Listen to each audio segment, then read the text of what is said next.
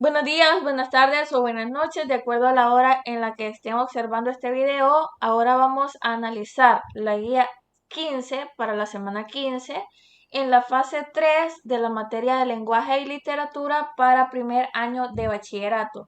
Antes de comenzar, recordarles que si no se han suscrito al canal todavía, por favor se suscriban, que por favor activen la campanita de notificaciones para que cuando se suban nuevos videos les caiga el aviso, que por favor si pueden compartir los videos los compartan, que le den el like al video, que observen y por favor no se salten los anuncios que la plataforma nos propone. Dicho esto, ahora sí vamos a comenzar. Como siempre, ubicándonos en el cuadro de contenidos. Aquí tenemos el cuadro de contenidos. Vemos que estamos analizando la unidad 7, denominada Literatura del siglo XX. Lo que se va a estudiar acá es el teatro. Los contenidos a estudiar en esta guía son el teatro del siglo XX, dentro de este los cambios en las representaciones teatrales, y también se va a analizar teorías sobre el teatro. Dentro de esta se va a analizar el teatro épico, el teatro de la crueldad, el teatro del absurdo y el teatro norteamericano. ¿Qué se espera de usted al finalizar esta guía? Se espera que pueda realizar un análisis de un fragmento de la obra La cantante calva.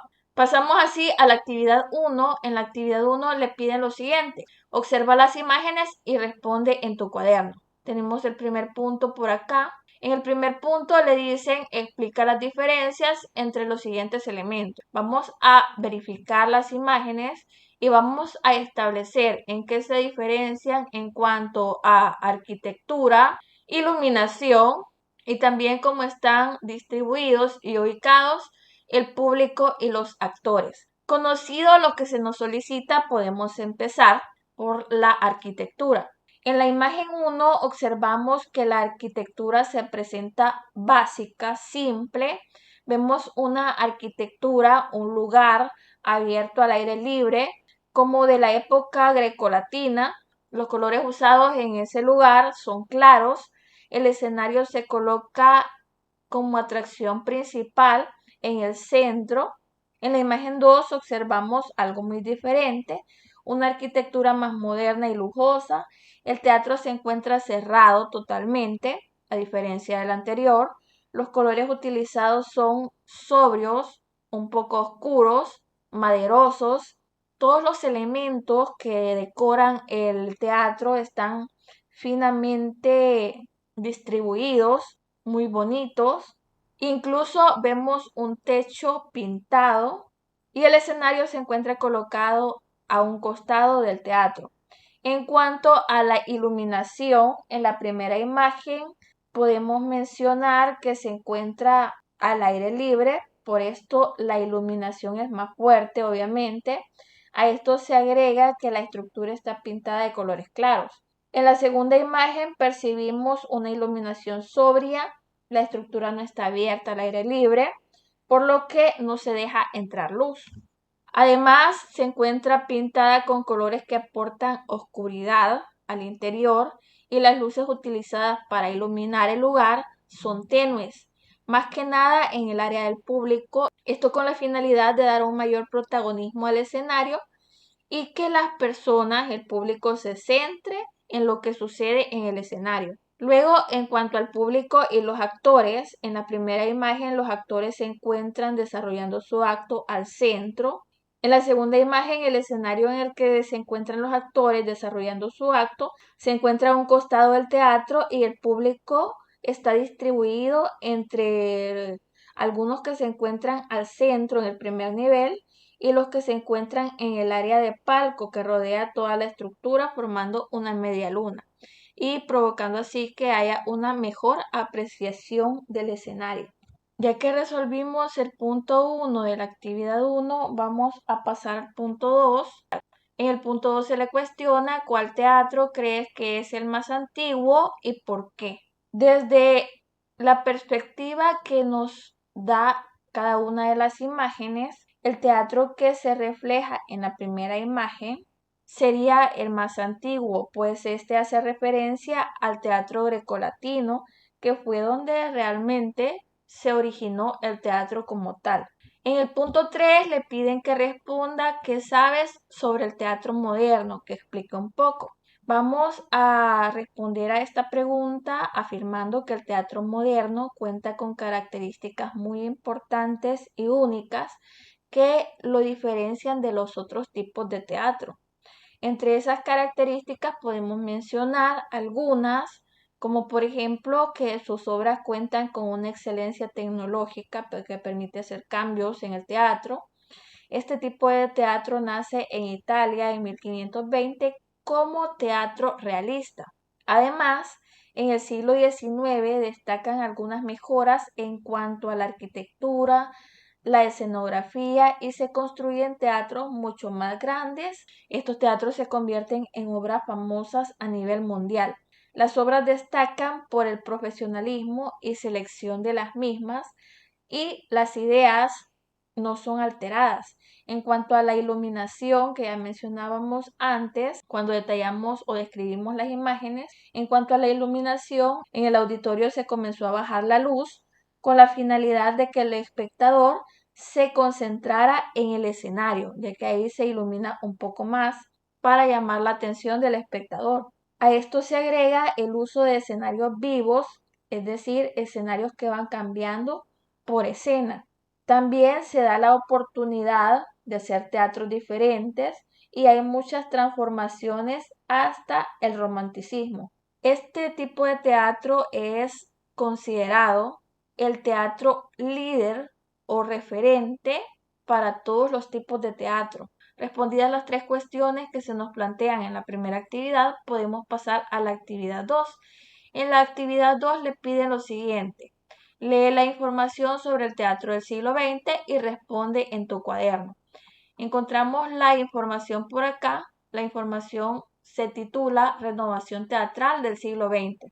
En esta se detalla que la característica principal en el teatro del siglo XX es la gran variedad de estilos, tendencias, ideologías y corrientes. Al mismo tiempo se aparecen las vanguardias en su primera mitad y grandes figuras renovadoras tanto en la temática, la dramaturgia, como en los aspectos técnicos y escénicos. Estos aspectos son los siguientes: hay avances en la técnica y en la profesionalización de los actores y directores de escena. También hay cambios en escenografías y vestuarios precisos en el caso del teatro realista y un despliegue enorme de creatividad en este aspecto en el teatro no realista. Hay avances técnicos en cuanto a maquinaria, arquitectura teatral y también iluminación. Hay más conciencia del teatro como un vehículo de transmisión de ideas. Se da un gran desarrollo de la teoría teatral que se estudia bajo principios de la semiótica. Se da la concepción del teatro como un espectáculo total que requiere la implicación de las diferentes artes. Estas artes incluyen las artes visuales, espaciales y auditivas, así como las disciplinas físicas y psicológicas en la preparación del actor. Al anterior desarrollo del teatro como totalidad se opone la corriente que busca en el teatro su raíz esencial, la esencia de lo teatral, en la que se prescinde de cualquier elemento no teatral. Analizada la información, podemos pasar a responder las dos preguntas que se nos proponen con referencia a la misma. La primera pregunta es: ¿cuál es la característica principal del teatro del siglo XX? La característica principal en el teatro del siglo XX es la gran variedad de estilos, tendencias, ideologías y corrientes. Al mismo tiempo, sabemos que aparecen las vanguardias en la primera mitad y se dan grandes cambios en cuanto a la temática y la dramaturgia, y también hay cambios con referencia a los temas técnicos y escénicos. La siguiente pregunta le cuestiona acerca de qué avances y cambios se dan en el teatro del siglo XX. Le piden que explique.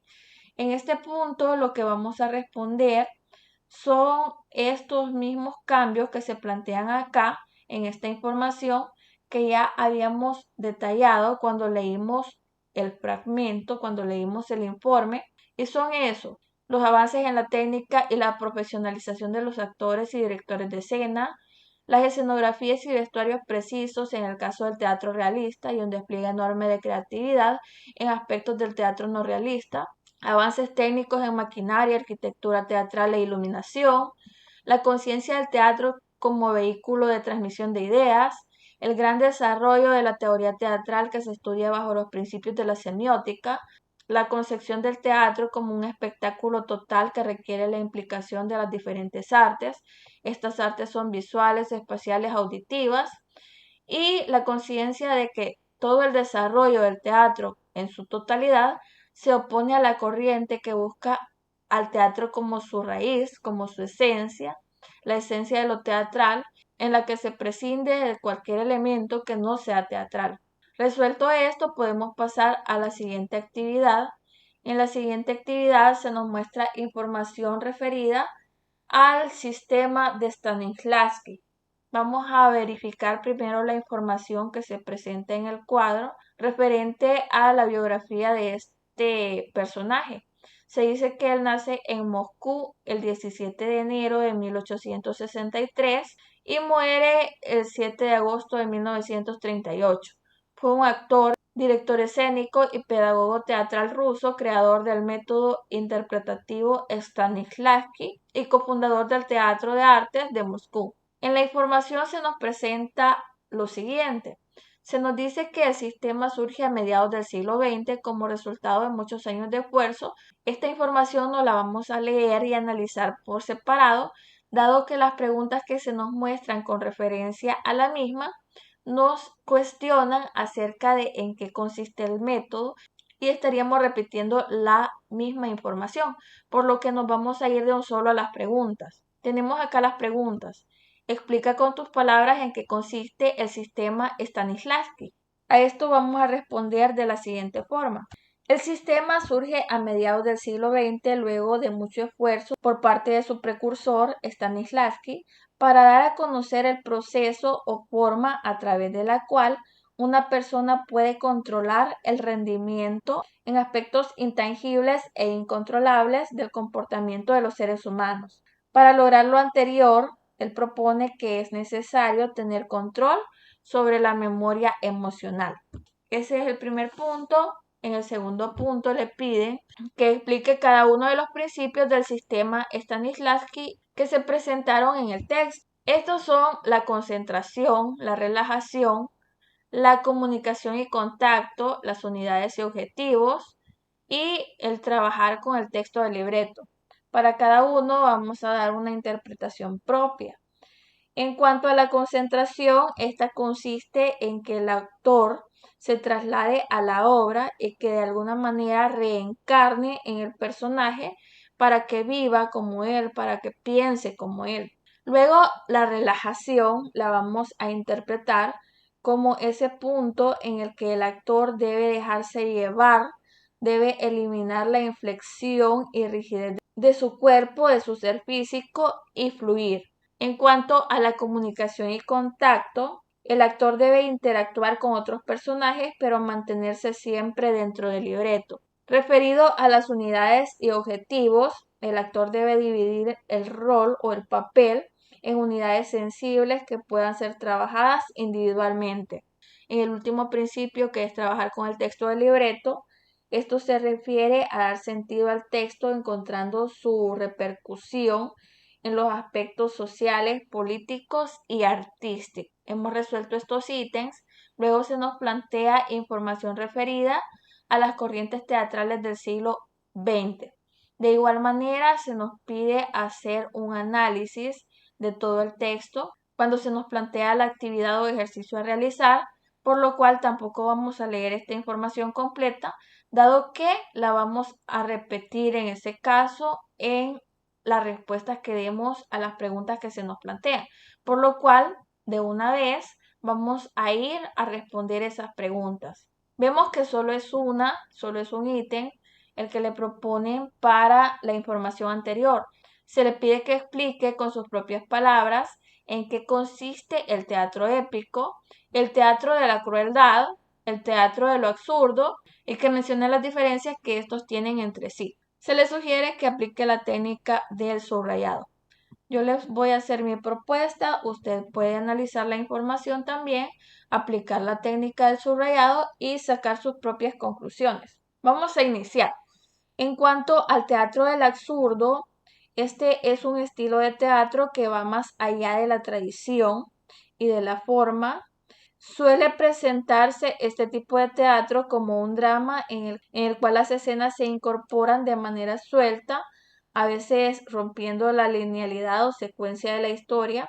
Todo esto con la finalidad de interactuar con el público a través de la presentación de análisis, de argumentos o documentación. En cuanto al teatro de la crueldad, es un tipo de teatro que busca mover al espectador sacudiendo sus emociones. Busca llegar a los sentimientos del espectador. Esto lo trabaja reduciendo al mínimo la delimitación de un escenario físico. No hay un escenario real delimitado. Además, se hace poco uso de la voz y los diálogos, y estos se sustituyen por sonidos, gestos y movimientos corporales. En cuanto al teatro del absurdo, este se fundamenta en obras escritas durante las décadas de los 40, de los 50, de los 60 y se caracteriza por presentar diálogos y escenas que aparentemente carecen de significado. El teatro de lo absurdo posee fuertes rasgos existencialistas que tienden a cuestionar a la sociedad y al hombre a través del humor y la mitificación. ¿En qué se diferencian estos tres tipos de teatro? Por su parte, el teatro de la crueldad busca dejar una lección moral, en tanto que el teatro del absurdo lo que busca es dar explicaciones a través de representaciones de la realidad como absurda. En la actividad 3 le piden lo siguiente: lee el fragmento de la cantante calva que pertenece al teatro de lo absurdo y luego haz en tu cuaderno lo que se te solicita. Vamos a revisar el fragmento de la obra. También vamos a verificar la información que se nos presenta referente a su autor. De él se nos menciona que nace en Rumania el 26 de noviembre de 1909 y muere en París el 28 de marzo de 1994. Fue un dramaturgo y escritor franco-rumano en lengua francesa. Fue elegido miembro de la Academia Francesa el 22 de enero de 1970. Además, fue uno de los principales dramaturgos del teatro de lo absurdo. El fragmento de la obra se nos presenta de la siguiente forma: están interactuando el señor Smith y la señora Smith. El señor Smith continúa con su lectura y chasquea la lengua. La señora Smith comenta lo siguiente: el yogur es excelente para el estómago, los riñones, la apendicitis y la apoteosis. Eso es lo que me dijo el doctor Mackenzie King, que atiende a los niños de nuestros vecinos, los Jones. Es un buen médico, se puede tener confianza en él. Nunca receta medicamentos que no haya experimentado él mismo. Antes de mandar a operar a Parker, se hizo operar primero el hígado sin estar enfermo. Interviene el señor Smith: pero entonces, ¿cómo es posible que el doctor saliera bien de la operación y Parker muriera? La señora Smith responde: porque la operación dio buen resultado en el caso del doctor y no en el caso de Parker. El señor Smith nuevamente interviene diciendo: entonces Mackenzie no es un buen médico. La operación habría debido de dar buen resultado para ambos o habrían debido morir los dos. La señora Smith cuestiona por qué. El señor Smith responde: un médico concienzudo debe morir con el enfermo, si no pueden curarse juntos. El capitán de un barco perece con el barco en el mar, no le sobrevive. La señora Smith responde: no se puede comparar a un enfermo con un barco. El señor Smith le cuestiona: ¿por qué no? El barco también tiene sus enfermedades. Además, tu doctor está tan sano como un barco. También por eso debía perecer al mismo tiempo que el enfermo, como el doctor y su barco. La señora Smith responde: no se me había ocurrido. Tal vez sea justo. Entonces, ¿cuál es tu conclusión? El señor Smith interviene: que todos los médicos no son más que unos charlatanes y todos los enfermos también. Solo la marina es honrada en Inglaterra. La señora Smith responde a su esposo: pero no los marinos. El señor Smith contesta: naturalmente. El señor Smith sigue leyendo el periódico y comenta: Hay algo que no comprendo, porque en la sección del registro civil del periódico se da siempre la edad de los muertos y nunca la de los recién nacidos. Es absurdo. A esto le contesta la señora Smith. Nunca se me había ocurrido preguntármelo. El señor Smith continúa absorto en su diario y dice, mira, aquí dice que Bobby Watson ha muerto. Ella le dice, oh Dios mío, pobrecillo, ¿cuándo ha muerto? El señor Smith la cuestiona diciéndole, ¿por qué pones esa cara de asombro? Lo sabías muy bien. Murió hace 2 años. ¿Recuerda que asistimos a su entierro? Hace año y medio. La señora Smith nuevamente interviene diciendo, claro que me acordé enseguida, pero no comprendo por qué te has mostrado tan sorprendido de ver eso en el diario. El señor Smith nuevamente interviene diciendo, eso no estaba en el diario, hace ya 3 años que hablaron de su muerte. Lo he recordado por asociación de ideas. La señora Smith continúa diciendo, qué lástima, con lo bien que se conservaba. El señor Smith dice, era el cadáver más lindo de Gran Bretaña. No representaba la edad que tenía. Pobre Bobby, llevaba 4 años muerto y estaba todavía caliente. Era un verdadero cadáver viviente. Y qué alegre era. Luego de haber analizado el fragmento de la obra, vamos a contestar a los ítems que se nos proponen. La primera pregunta es referida a que usted conteste de qué se trata el texto. El texto se presenta como un diálogo entre el señor y la señora Smith. Ellos inician la conversación sobre la efectividad de un médico. Este médico se llama Mackenzie King. Y comentan de él que, bueno, la señora comenta que es un buen doctor, que es tan buen doctor que prueba los tratamientos en él antes que en sus pacientes. Se hace mención que iba a operar a un vecino, supongo de ellos, llamado Parker, y el doctor se hizo operar el hígado para verificar si a Parker le iba a ir bien en la operación, pero el doctor salió bien y Parker murió. Así que los dos esposos se cuestionan acerca de que si es tan buen doctor, ¿por qué al final a él le resultó bien la operación y a Parker no? Parker murió. El señor Smith pone en duda la capacidad del doctor de esta forma y llegan al consenso de que quizás no sea tan buen doctor.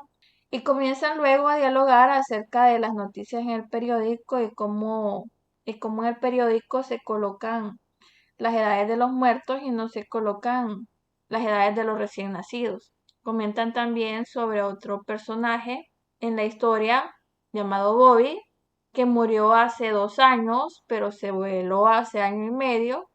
Luego también comentan de él que llevaba 4 años muerto, era como un cadáver viviente, pero que era muy alegre. En el punto 2 le piden que responda por qué usted cree que la obra pertenece a la corriente literaria del teatro de lo absurdo.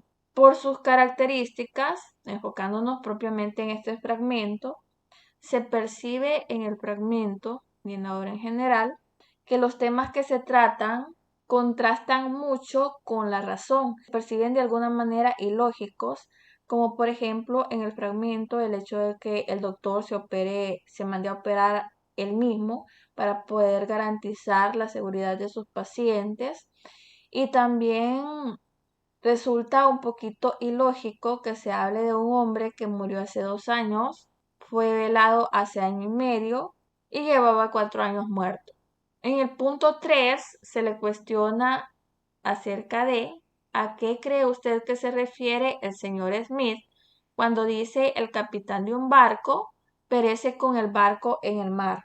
Él se refiere a que el doctor Mackenzie debió morir con Parker, pues los doctores, dice él mismo, no deberían sobrevivir a sus pacientes. En el punto 4 le piden que describa cómo imagina que era la puesta en escena de esta obra, La cantante calva, en el siglo XX. Esto debe hacerlo tomando en cuenta la renovación de los aspectos técnicos y escénicos que hubo en dicha época.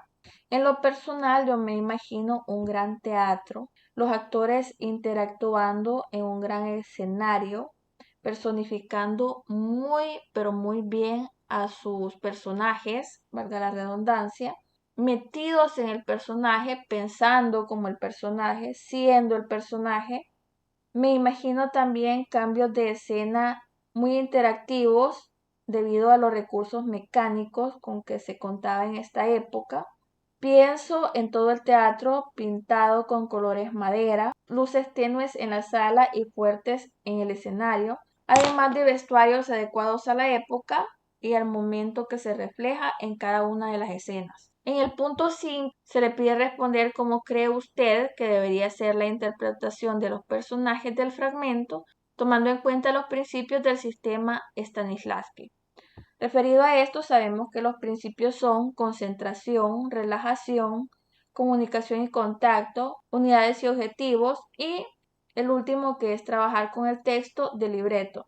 En cuanto a la concentración, los actores deberían vivir su personaje, pensar como el personaje. En cuanto a la relajación, los actores deben presentarse naturales, dejar que sus gestos y expresiones corporales fluyan. Referido a la comunicación y contacto, los actores deberían interactuar unos con otros, pero evitando salirse del libreto. Con las unidades y objetivos, los actores deben analizar muy bien sus roles o sus papeles, tratando de dividirlos en unidades menores, interpretables, y en cuanto al trabajo con el texto del libreto, deben encontrar y proyectar en sus personajes el sentido político, social y artístico que encuentran en el texto. Con esto concluimos la última actividad y la guía, y solo se nos agrega la siguiente información. Si puedes, comunícate con tu docente para resolver dudas en las actividades que has desarrollado. Con esto concluimos entonces la guía 15 para la semana 15 de la fase 3 de la materia de lenguaje y literatura para primer año de bachillerato. Antes de irnos, recordarles nuevamente que si no se han suscrito al canal, aprovechen ahorita para suscribirse, que por favor me le dejen el like al video, que además si pueden compartirlo con otras personas, lo compartan, que por favor, por favor, por favor, por favor no se salten los anuncios y que activen la campanita de notificaciones para que al subirles nuevos videos a ustedes les caiga la notificación de que hay un nuevo video en el canal y puedan estar al tanto. Eso es todo por hoy. Bendiciones.